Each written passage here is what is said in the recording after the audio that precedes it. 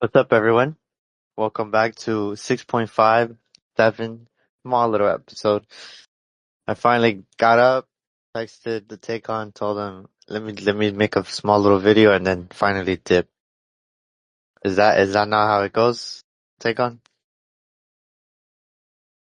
Nah, we're not there yet.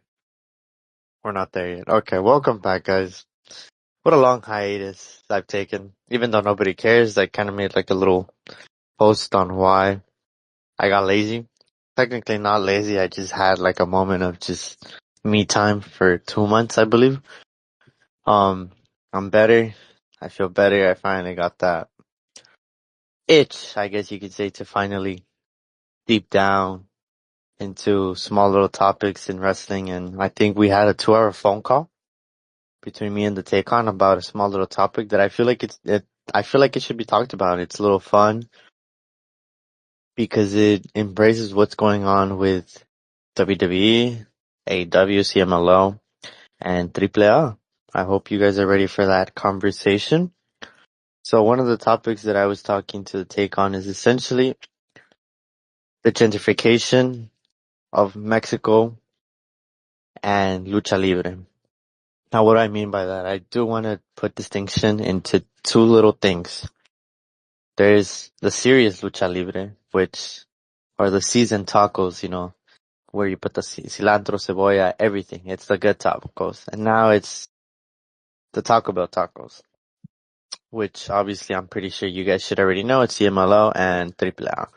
Now, when it comes to the gentrification, I really want to talk about the moment that WWE bought AAA. Now, that moment is essentially a pivotal moment of the idea that obviously WWE wants Mexico to be turned into a performance center or a training room or something like that. That AAA is going to be pretty much an establishment for that. They made an emphasis on how they don't want to change anything. They don't want to put anything or make any pivotal changes, make any drastic changes, touch the product, touch pretty much the way it's been going. However, I disagree, essentially. They recently had their Triple Mania show, and during that show, I know that Triple H and Nick Khan were there, and according to reports, it said that Nick Khan gave a speech to the talent before the show and told them that he wanted to make clear that the WWE was not going to make any changes, repeating the same thing they said from the start. However, they don't think it's true. And here's one of the things. According, obviously, this is just reports from uh, Dave Meltzer, I guess you could say. But they said that a couple of wrestlers were saying that they were hopeful it's true because they noted that in the new restrictions in their contracts, they are allowed to take a small booking in Mexico, but the contracts don't allow them to take a U.S. booking the same night in a city they had worked regularly that would pay them 20 uh times 20 the amount. So it's so pretty much in essence it's like AAA, all the wrestlers or the talent are not allowed to work independently in any of the shows in the US, which would refer to any indie, or as you can pretty much be conclusive to the idea that they wouldn't be working with AEW at all. So it's already being shaped that their contract, obviously contracts are legally bind with contracts. Um, but in essence, it sounds like they can't do anything. Now they're stuck in that WWE loophole. It eliminates them from having any identity between them, from any outreaching. Obviously, they get stuck in Mexico. And it's not like when AEW, and they correct me if I'm wrong, take on, but it was the moment pre-WWE, AAA, a lot of wrestlers were frustrated. Obviously with the pay, with the booking, so they outreached, and AEW gave them that, I guess you can say, name for themselves, right? Yeah, I mean, if you're speaking with in terms of AAA getting that assistance from their challenges, I'd say that with AEW coming into the picture, it did help them. Same thing could be said for when they were partnered with Impact, now TNA. It helped them out. Um, but again, like as you saw, there was some crossroads. Each went their own way, but still met some way. TNA, AAA found their way with WWE, and Consejo ended up on the phone with Tony Khan, and they're like, I think this partnership would work well. So So back to the essence of why AAA is being gentrified. Now, it just depends on how you feel on the topic. Like I mentioned, prior to TKO purchasing this company, there's a lot of flaws. Obviously, the booking was bad. Talent was frustrated. They were not paying their talent. They weren't having much success as their opposition of CMLO. Now, obviously, they were already struggling in Mexico. Not saying that they were dying, but they were pretty much stale. This purchase obviously gave them that uplifting way from $1 billion company. But the essence is being lost. It's either you take it as a W or you take it as the gentrification is pretty much removing that natural talent or that natural essence that AAA has. During the Triple Mania show, they pretty much stopped doing like the intergender matches. You rarely see that in WWE's compared to like AEW. There was no blood during the Psycho Clown and Pagano match. There wasn't anything that resonated to that like AAA, like bleeding and stuff like that, which to each their own, right? Everybody has their taste on what they feel like the violence or the chaotic events, pretty much the essence of what AAA is. They were gone. Um, it's not that it's a bad thing. That's what I'm saying. I just think it's losing that like Lucha Libre feeling, which gives CMLO a way of pretty much proving to Mexico, yeah, like we are the essence of uh Lucha Libre in Mexico. And I think TakeOn has a great example of an on how he could like refer to that. If you could, because I know you mentioned it before. it's basically AAA just flexing to Consejo like, hey, look, I can get Randy Orton here on our show. How about that? You know what I'm saying? It's kind of like to them, they're like, okay, we were bought by WWE. We can get Cody Rhodes down here. We can get Randy Orton. We can get CM Punk. And it's all just because Mexico has for a long time been deprived from a WWE event. The fact that these WWE superstars can just easily go down in Mexico, just knowing that AAA is with WWE, it it it, it adds on to the spectacle of AAA. AAA again, we spoke about it. Going back to Flemex comparison of what AAA is or was. For now, we can all agree that they are tacos from Taco Bell or Del Taco, whichever you want to call them. I don't think they're. I don't think AAA were tacos like with cebolla, cilantro, salsa. I honestly think that AAA are queso tacos. Queso tacos or queso tacos. You know the ones that like they're kind of like a small attempt of a quesadilla, Yeah, but it's a taco. That one taco place that has a really nice parking space downtown that we went to a while back. yeah. They have queso tacos there.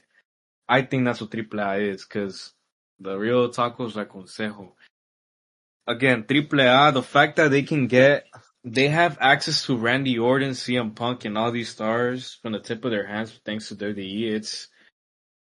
it's what to them adds as like Flemex was going with it. With WWE being involved with AAA, it's kind of like their way of saying, yeah, like we're Lucha now. Like even we can do Lucha. Which is funny because WWE has always shit on Lucha Libre and have never been able to book any Mexican correctly. And when people say no, there has been, but look, the percentage wise is otherwise. Man, They've I only feel had like success. what happened? They only had success in what? Rey Mysterio, and that's it. That's their whole accomplishment. And Alberto del Rio, whether people want to agree or not. Alberto el Patron is another accomplished Mexican. Winner of the 40-man Royal Rumble, multiple time world champion, Money in the Bank winner. And then this is a separate conversation, but just his contribution and impact towards AAA before WWE purchased it. sorry, you know how the theme songs for every wrestler in WWE is shit? Well, they really changed La Parca's theme, which kind of sucks. I know they Yes, don't have any rights to it, but it's not bad. the other fool from the other company, the owner, would literally get some licensing and be able to put the song. I mean, they make so much money out of it. So you're telling me they can't even just afford one song? It's the fact that they're airing in the US. It's the reason why, because AAA in Mexico, they were using songs without the permission because why they weren't, you can't sue, or you maybe know about this. Can you sue somebody from another country? Very hard. Huh? It's very hard. Exactly. So, homie, Rouge came out to Benoit's theme song in Consejo a decade ago. And then we have La Parca coming out to Thriller by Michael Jackson for years. So I think it has a lot to do with the licensing and the fact that now AAA is streaming in the US with WWE. So it's like they can be charged for using that music. And so, because AAA wasn't penalized for using it, they got away with it. Mexico has gotten away with using a lot of licensed theme songs. Like Jack Evans would come out to "Lose Yourself" by Eminem down in Mexico. Teddy Hart would walk out to "All Eyes on Me" by Tupac. So a lot of these guys would walk out to like licensed theme songs. Um, what's that one song? I forget what's the name of it, but Dr. Wagner would come out to this one song that was very popular in a lot of like early 2000 movies, maybe 90s, and he would walk out to that theme song AAA. So I think, like as you mentioned, because it's hard to sue someone from a different country, it makes sense why AAA and Consejo got away with using a lot of lines of music. Because now La Parca, now that he debuts under WWE soil, he's got a generic theme song to dance to. Yeah, that's where the gentrification comes in because now licensing comes in. Pretty much like the essence gets lost. A lot of presentation, the style, fool, because they don't want their wrestlers to get injured, which is fair, right? But Yeah, now it's less lucha libre, I guess you can say, and more WWE style. And I mean, we just talked about how when WWE had full control of ECW, how did that go? pretty Different. bad.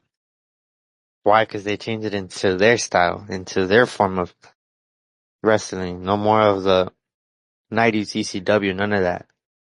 Nah, you know what? They ended up using it as another development brand. So before NXT even existed, they had this little territory developmental center called Florida Championship Wrestling.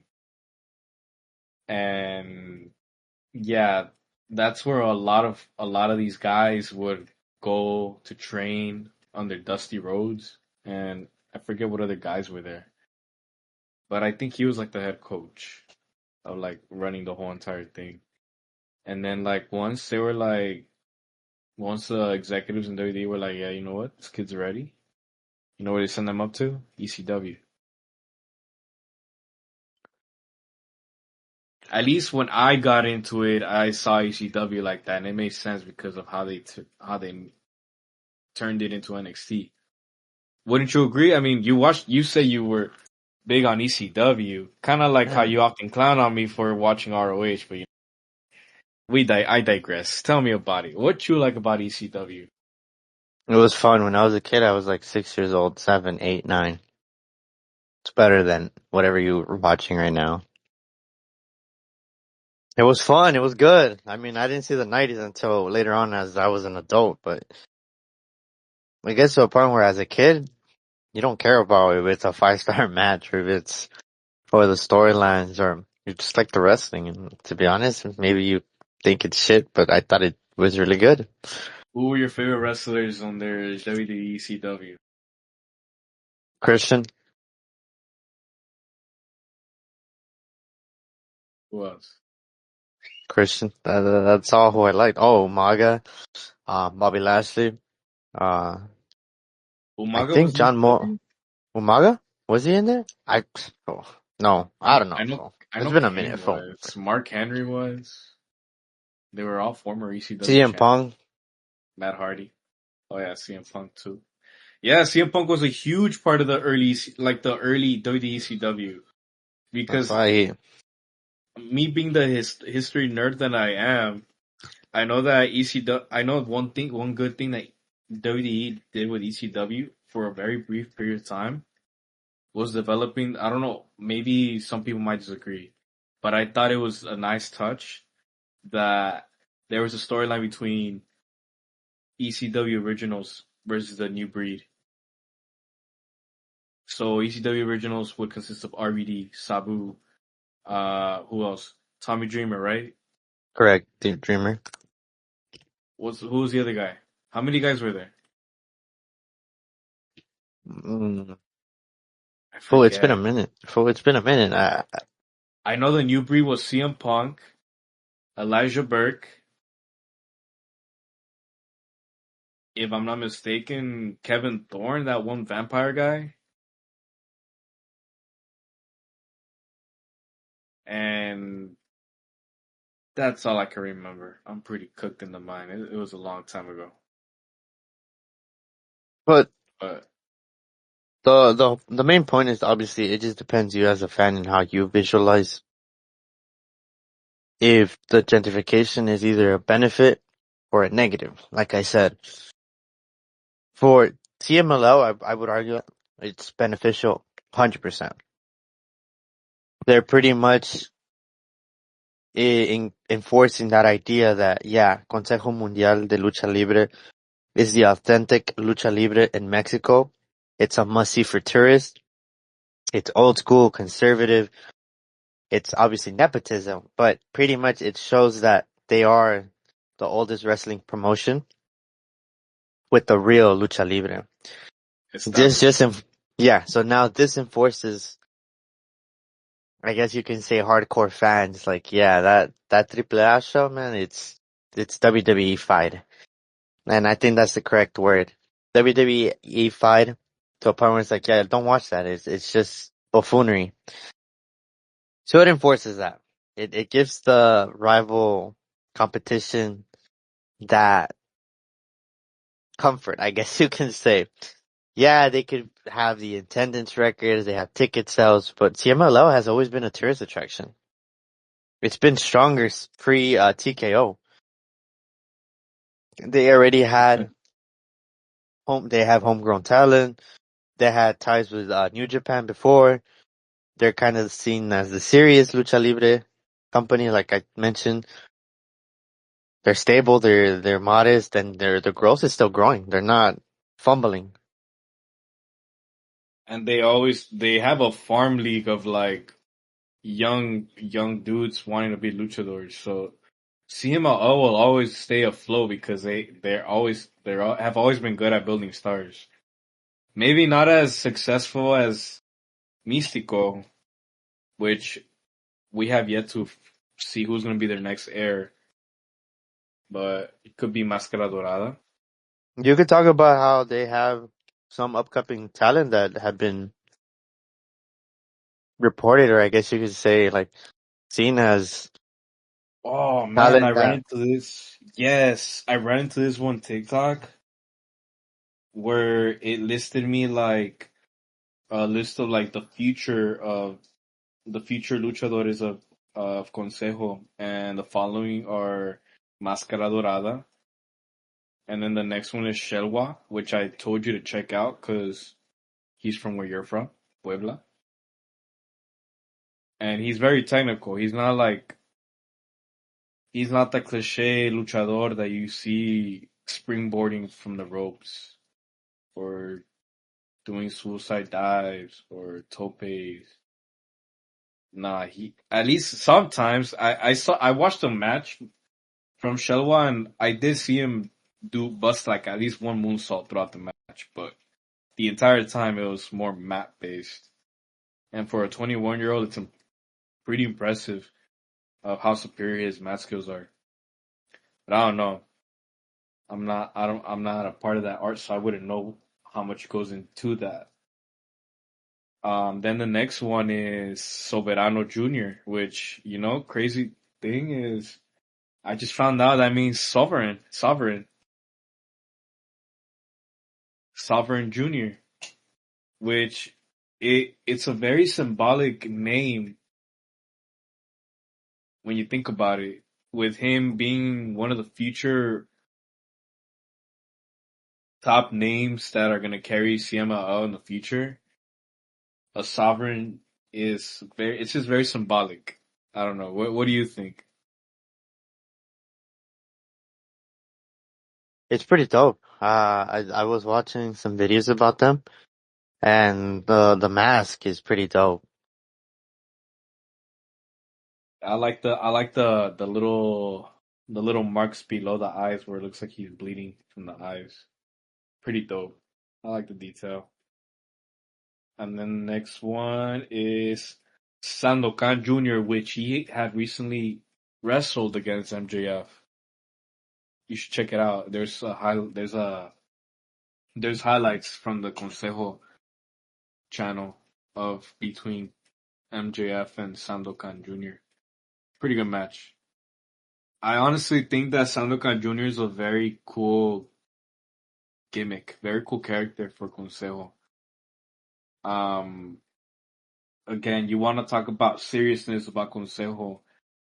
If you compare, and I think I've mentioned this in the past, but if you ever compare Triple A's luchadores with Consejo's luchadores, you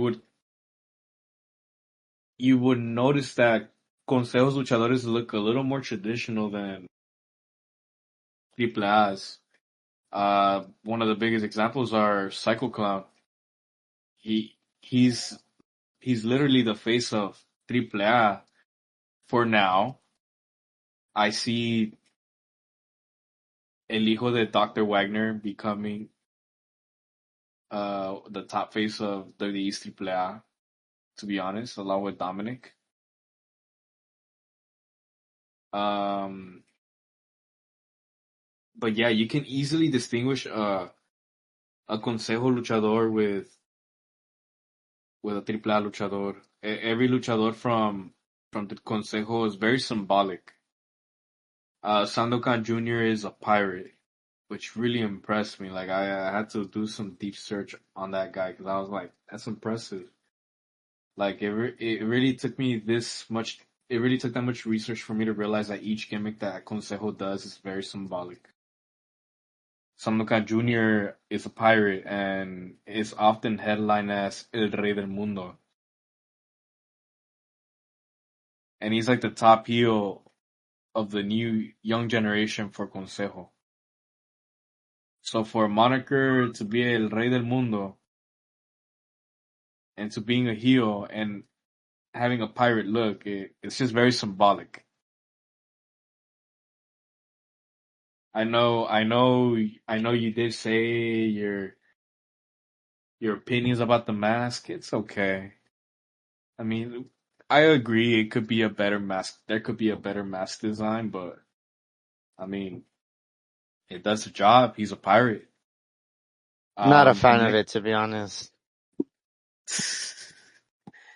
it's all right. It's all right. I'm not gonna say it's the best mask there, but it's all right. It does the job to it does the job to let you know he's a pirate and that he he self-proclaimed the king of the world. You know, because pirates sail around the world. Oh, and he on top of that, he's my paisano too. He's from Guadalajara, Jalisco. Nice.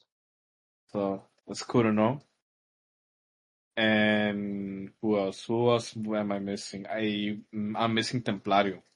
Templario. He seems. I think he is likely to be probably to take.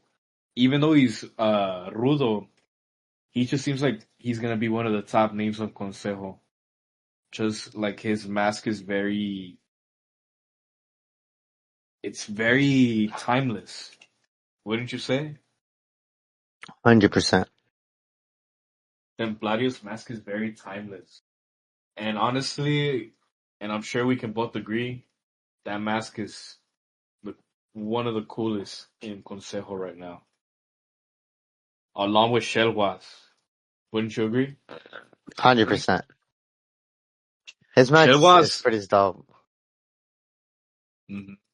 Did you do any deep search around the guy with like the mythology of like his mask and where he's from? We did, I think we talked about a little bit about the god that was sitting on a pyramid or something. I totally forgot, though. A giant. Yeah, he was a giant and then he was outcasted. But the mask design is pretty dope. That I have to give it to him. Very detailed. And like he has a very classic luchador look. Like you can say he's like a Mexican Gunther, except Homie that is he pretty doesn't big. that too. He's pretty big. I think he goes real hard on the chest press or the bench press because he's pretty big. 21 years old, over 6 feet, and is very good in llave lucha libre. Very impressive. Like a very cool mask. I can see uh being very marketable. Like I said, he's like a Mexican Gunther. He has a very throwback appearance. So, Consejo, going back to what you were saying, Consejo is good. They're chilling.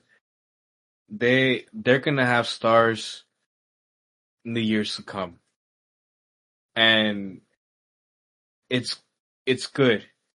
And as long as AEW's around and that partnership is just constantly nourishing each other, I think they're gonna do pretty fine. I think Tony Khan, since working with Consejo, has.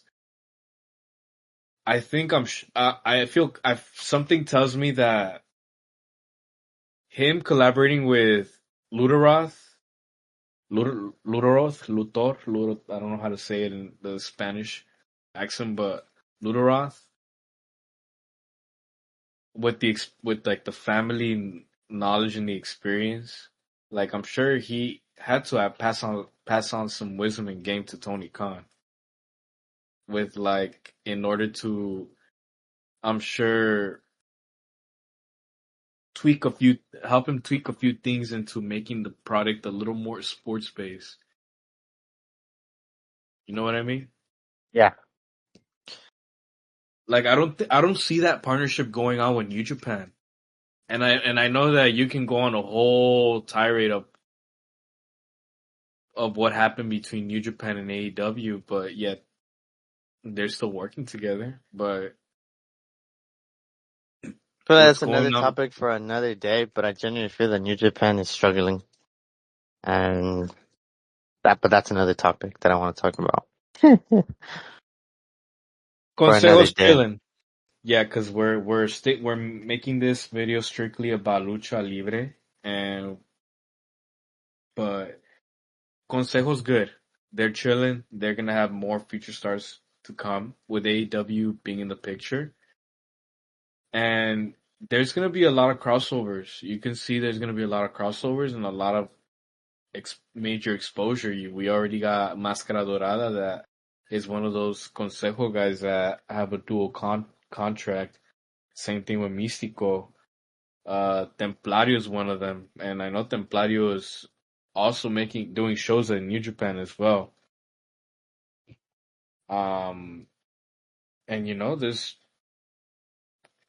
like I said, Consejo's pretty good. They're chilling. They have a whole farm league of guys that all want to be luchadores in Mexico.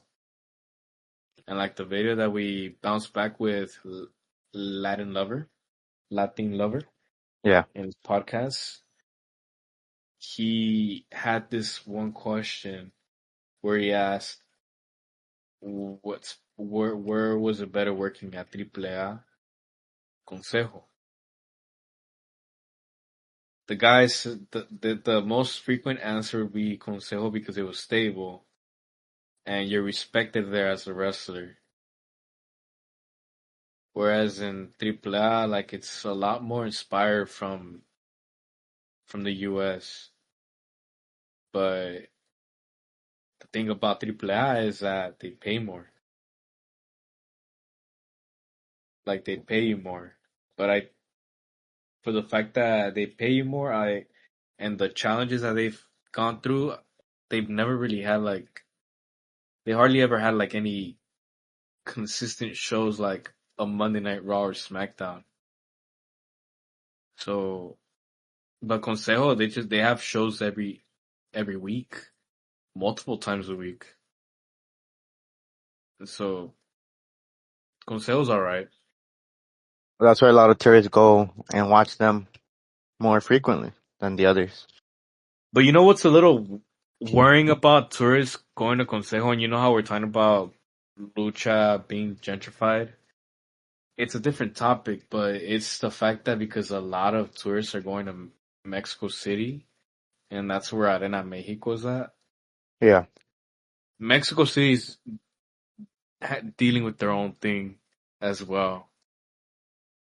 Which goes to Gentry. the topic is, how are the tickets kind of go? Because for you, how much were they when you went to Mexico? And both CMLO and AAA. How much were those tickets? If you could share that In, information. in US dollars, if I remember correctly, for 2 tickets, front row seats, I believe I spent no more than $60. Sheesh, imagine that. Imagine that. Less than $100 and being It at was front. let me check. It was like 1,000 pesos. So 1,000 pesos, 1,000 pesos. So let's check it out right now. While Convert. you're looking that up with the conversion, but keep in mind, do you really think with WWE and their addiction to greed and their addiction with, yeah, we outsold this, ticket sales this, attendance, merch, box seats, blah, blah, blah, blah, blah. How TKO is with their greed, do you think it's this gentrification, this influence is gonna rise up those tickets for those shows? Will the opposition raise their tickets as well? Those are the questions that I really want to ask, is how is the conversion going to go if a lot of tourists are watching those shows? A lot of people are now being, uh, Lucha Libre is being recognized to a lot of WWE people that just stick to WWE. How are the tickets gonna, what's the cost now? So if I remember correctly, so I figured it out. So I spent 1,000 pesos. So for 2 tickets, so that was 53. for a Consejo show.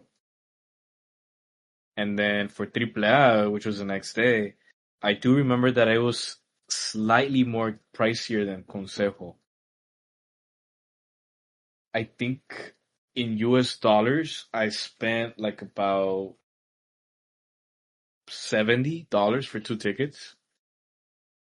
Like 70 Front something row? dollars for 2 tickets. Front row for AAA. Yes, sir. Imagine that. AAA is slightly more expensive to go to. But the casuals go and they're very invested. They're very invested in AAA. Like the shock value and the spectacle that AAA provides, it's it's heavily You know, inspired from the US, so it attracts the casuals. Like so one of the things that I it's really very want, dramatic. I hope later on in the future when you get the opportunity to go back to Mexico, is if we talk about the difference of how you felt the production value was now compared to pre-WWE. Well, if they go to the Juan Barrera Auditorio, then they're probably budgeting. But the production inside, like in terms of like how they're gonna like make the whole venue look, it depends. Cause you know they had to use a CDMX. What's that one venue they use for Triple Mania? The Monterrey one? Oh, that was a Regia one. There was another Triple Mania recently. Um, Regia was in Monterrey. let me search it up.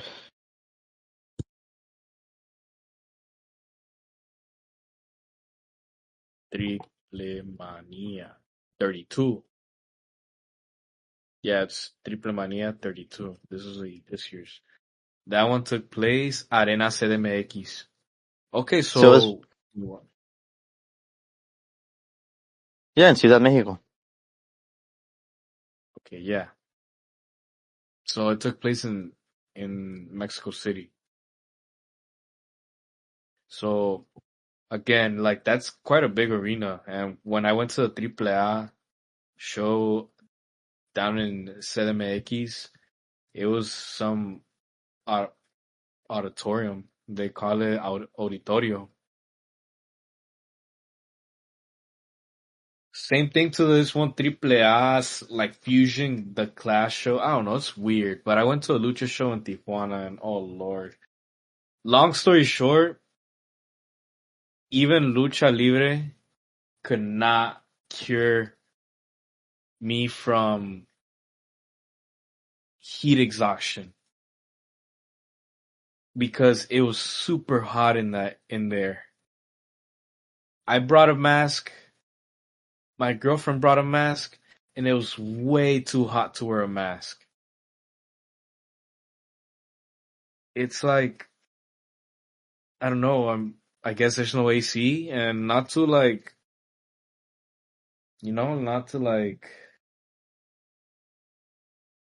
complain, but let's just say that the show was good. It's just that the whole the whole fact that I wasn't used to that there's no AC there. Even a good show could not keep me from staying there any longer if it was too hot. So that show,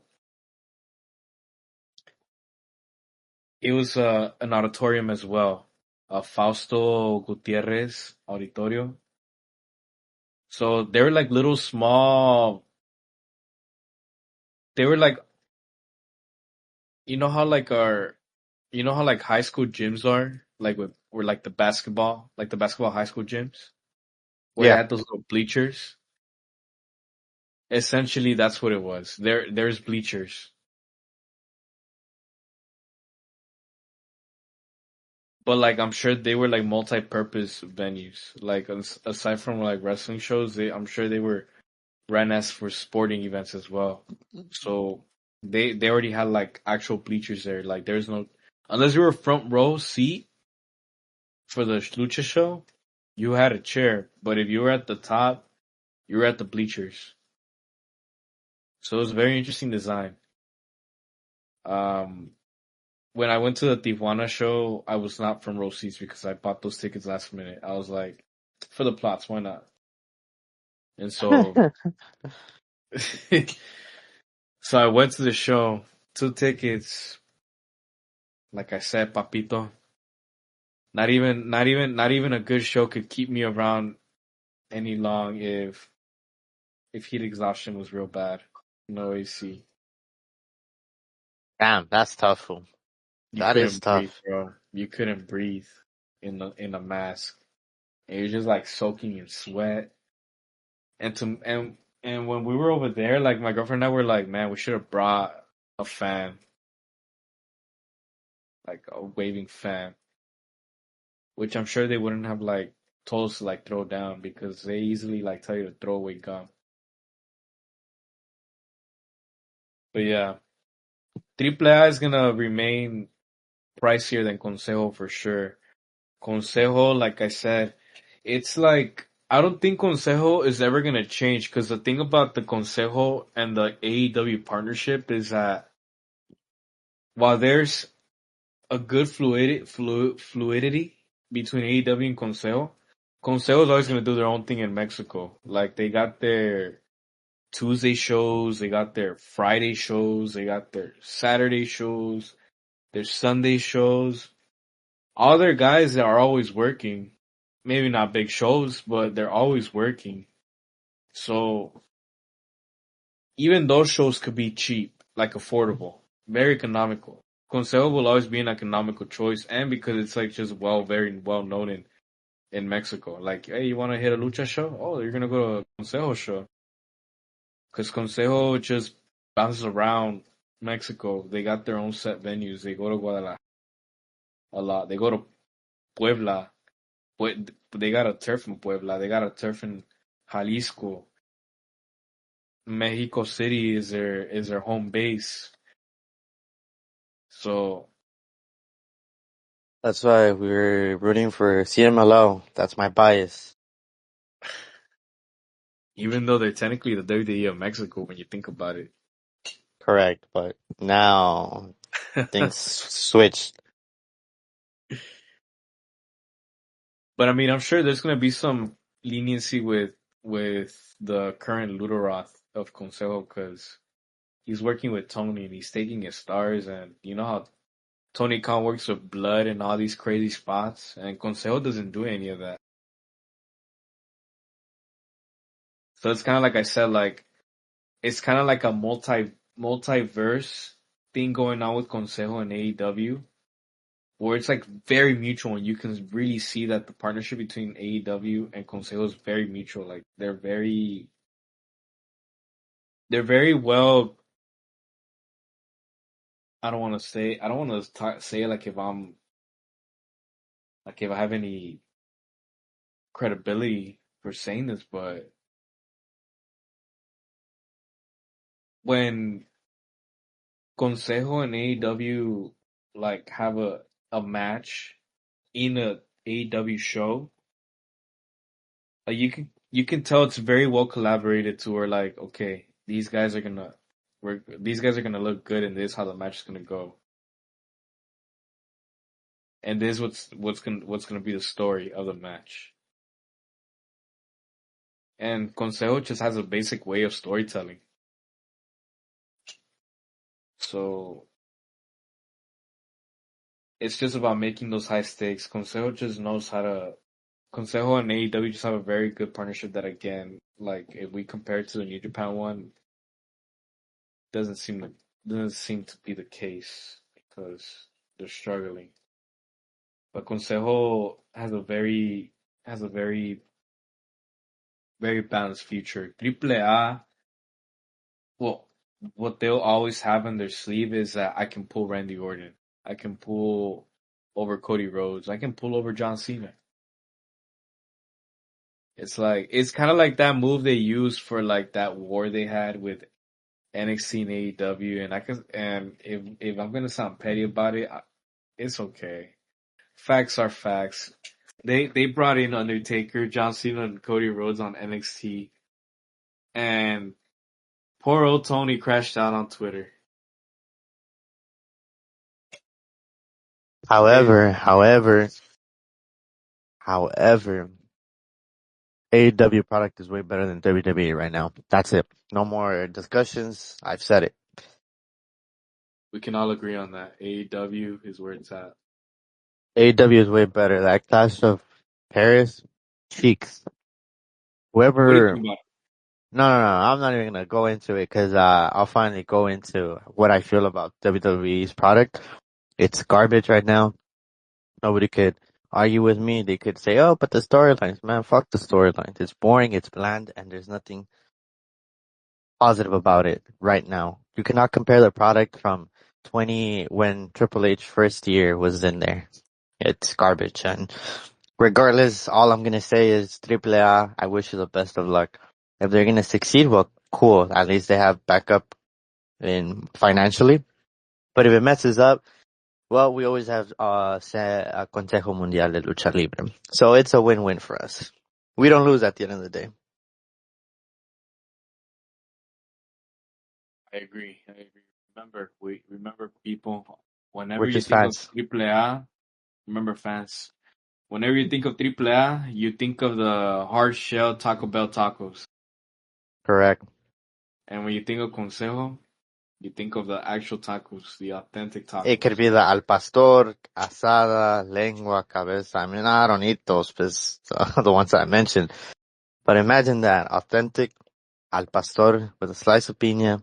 You get your guacamole, your salsa, your cebolla, your cilantro, your onions, 4 tacos, and that's your cheap meal.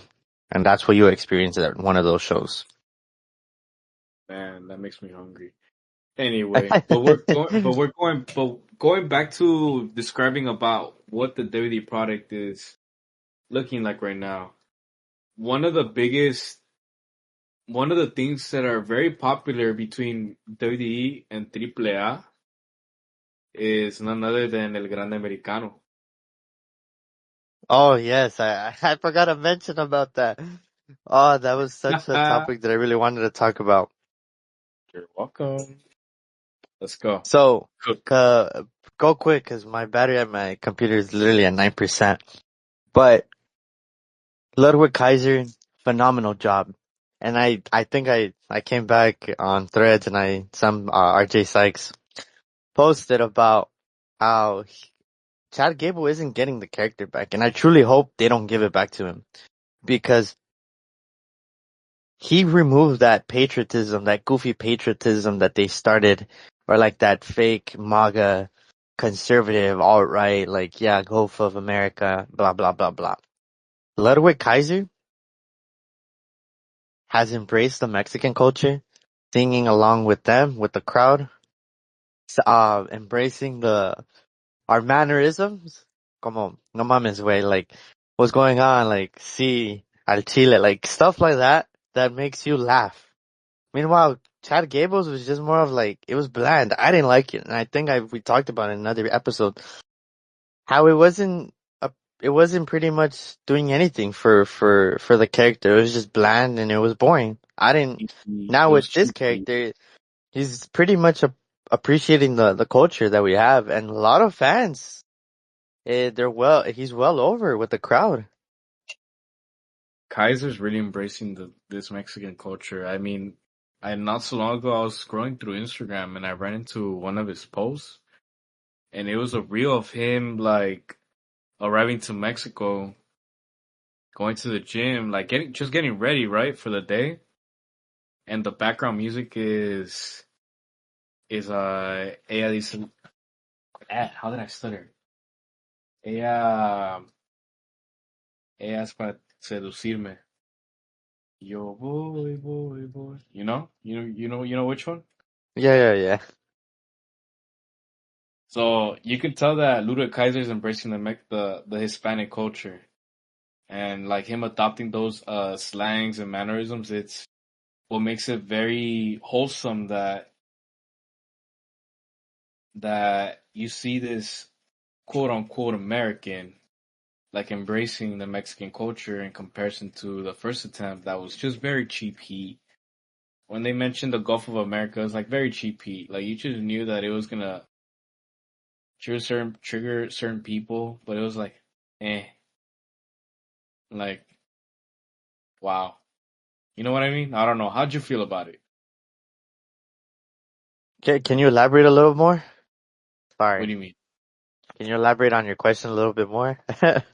Like what you think about like what was your impression about the Gable version of El Gran Americano? Yeah, no, like I think when I threaded it, I think it's Chad Gable's representation of El Grande Americano was more of a goofy patriotism, of like an alt-right conservative making mockery of Lucha Libre. But with Ludwig, it's more of a like a natural feeling, like a natural essence. The aura is different, as goofy as it sounds. But he embraced the culture. That's what I'm trying to say. He's not mocking it. Oh, that's how I don't feel it. And a lot of fans online, especially in the side of Mexico, have they really like him. Obviously, Dominic is way over than him compared, but he's a really good character that I hope they don't give it back to him, which sucks because I'm a big fan of Chad Gable. But to be honest, the way they treat him in the WWE is just disrespectful. He should have won Chad Gable. He should have gotten his WrestleMania moment against Gunther. He resigned and then he went into a goofy storyline with the White Six where he got quote unquote shot or injured or I don't know by the White Six. Then he came back with the Grande Americano gimmick, which it just didn't click for me. Genuinely, it Wasn't this didn't click for me. happening? Wasn't this happening when when Penta debuted? Yeah, like I'm saying, huge fan. His wrestling, 10 out of 10. His matches against Gunther, 10 out of 10. With Penta, with anyone, he doesn't flop. Like he's that good of a wrestler. But the fact, to me, is the way that they just disrespect him. In a way where it's like, he resigns, they put him into a goofy gimmick that isn't clicking with him, personally. He should have been in the Intercontinental Champion way, long time ago. It didn't. His faction is just mid. Well, I don't know what else to say. Like, he's put in positions where it just doesn't click, but it's unfair for him because I'm a huge fan. Yet he had a great opportunity, but whoever creative is with Triple Nose there messing it up, or Michael Hayes, or Bruce Pitchard, whoever's idea wasn't to have him against Gunther and replace him with Sami Zayn was whack. Road Dog Jesse James. It genuinely was whack. You know how it's kind of now that you think about it, now that you mentioned it, I actually now see that Chad Gable's version of El Gran Americano was kind of like a very lazy attempt of them trying to do a Kobe Covington. Yeah, it was more of like, oh, where it's not that they were making fun of Lucha Libre. They kind of were, which what Which I'm is why they saying gave that him it a mask. has. They gave them pretty much a sign of like, yeah, fuck. It's more of a like, yeah, the Lucha Libre sucks. But and you know what's crazy is that the whole intention of that gimmick, which keep in mind, a lot of us were like, eh, but the mask reached as far as being sold in Mexico. So now there's a lot of Mexicans wearing El Grande Americano masks, and it's very, very hilarious, but cool. Like you really just can't hate. Like they're just real wrestling fans. They like anything that is given out as wrestling fans to them. But Exactly. no, That's where I'm putting the emphasis where it's the gimmick. It was kind of just like, eh. It was funny, but it wasn't to a point where it's like right now. And I'm gonna ask you with your bias, which performance did you prefer, or do you prefer as of now? between those two. Yeah. El Grande Americano, just like I said, El Grande Americano Kaiser, because he, as you mentioned, he has connected with the crowd, and I don't think that would have ever happened with Chad Gable. It's just, I feel like it would have been something that would have just been stuck here in the U.S.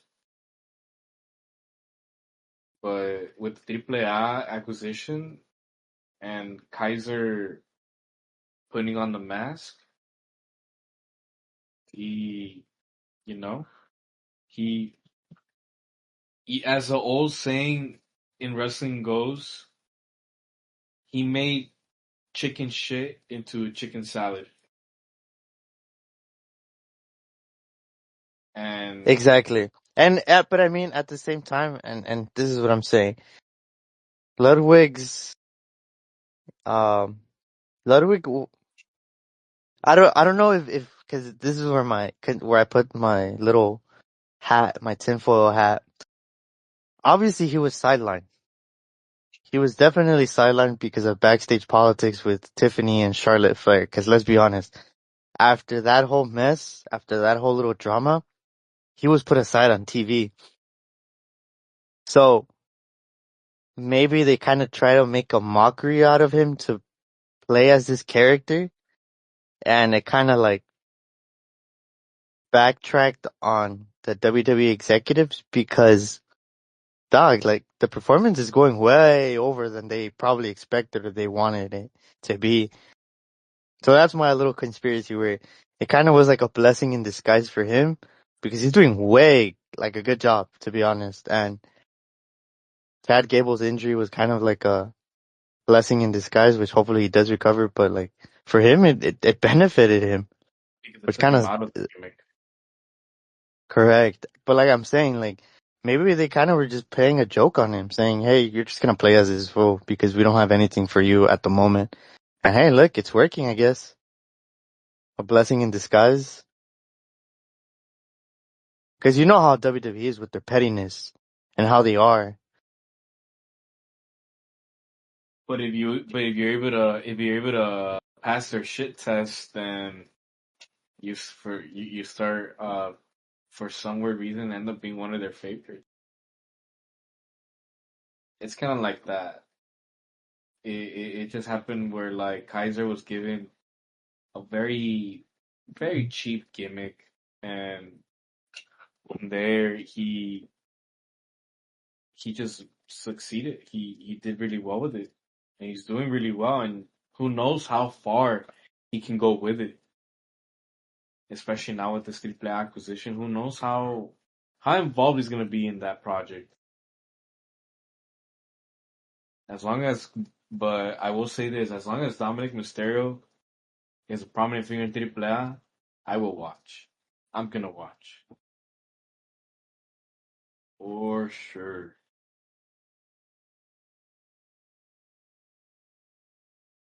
Anyways, I hope this episode was good because I'm at 5% on my computer. Thank you guys for listening. This is the Take On and Flemex at the MFT Pod, and we'll see Thank you you next. guys.